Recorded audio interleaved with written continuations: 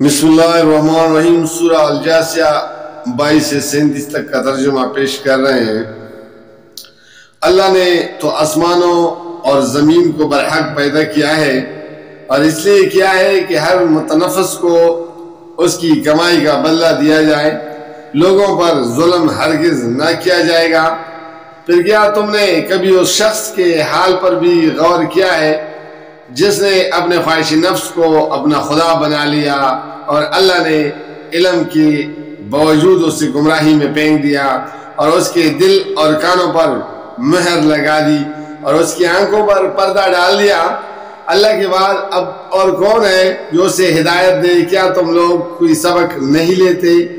ये लोग कहते हैं कि जिंदगी बस यही हमारी दुनिया की जिंदगी है, यही हमारा मरना और जीना है और गर्दश आयाम के सिवा कोई चीज़ नहीं जो हमें हलाक करती है।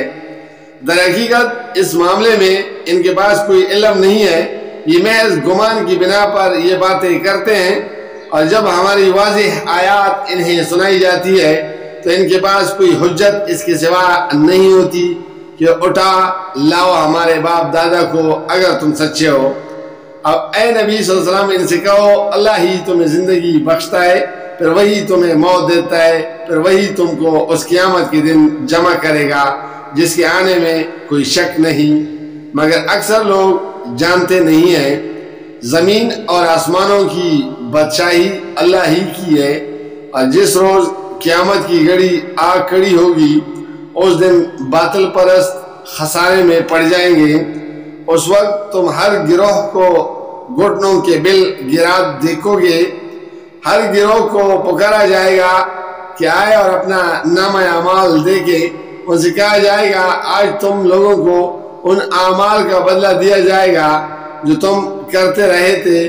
ये हमारा तैयार कराया हुआ अमाल नामा है जो तुम्हारे ऊपर ठीक ठीक शहादत दे रहा है। जो कुछ भी तुम करते थे उससे हम लिखवाते जा रहे थे। फिर जो लोग ईमान लाए थे और नेक अमल करते रहे थे इन्हें इनका रब अपनी रहमत में दाखिल करेगा और यही सरीह कामयाबी है। और जिन लोगों ने कुफर किया था उनसे कहा जाएगा, क्या मेरी आयत तुमको नहीं सुनाई जाती थी? मगर तुमने तकबर किया और मुजरिम बनकर रहे। और जब कहा जाता था कि अल्लाह का वादा बरहक है और क़यामत के आने में कोई शक नहीं, तो तुम कहते थे कि हम नहीं जानते क़यामत क्या होती है, हम तो बस एक गुमान सा रखते हैं, यकीन हमको नहीं।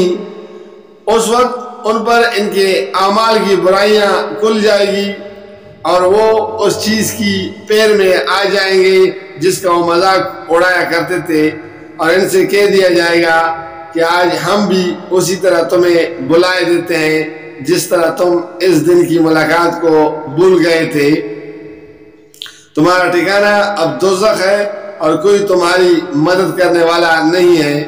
ये तुम्हारा अंजाम इसलिए हुआ है कि तुमने अल्लाह की आयत का मजाक बना लिया था और तुम्हें दुनिया की जिंदगी ने धोखे में डाल दिया था। लिहाजा आज न ये लोग दोज़ख से निकाले जाएंगे और ना इनसे कहा जाएगा कि माफ़ी मांगकर अपने रब को राज़ी करो। बस तारीफ़ अल्लाह ही के लिए है जो ज़मीन और आसमानों का मालिक और सारे जहान वालों का परवरदिगार है। ज़मीन और आसमानों में बड़ाई उसी के लिए है, वही ज़बरदस्त और दाना है। जज़ाकल्लाह फ़ी अमान अल्लाह।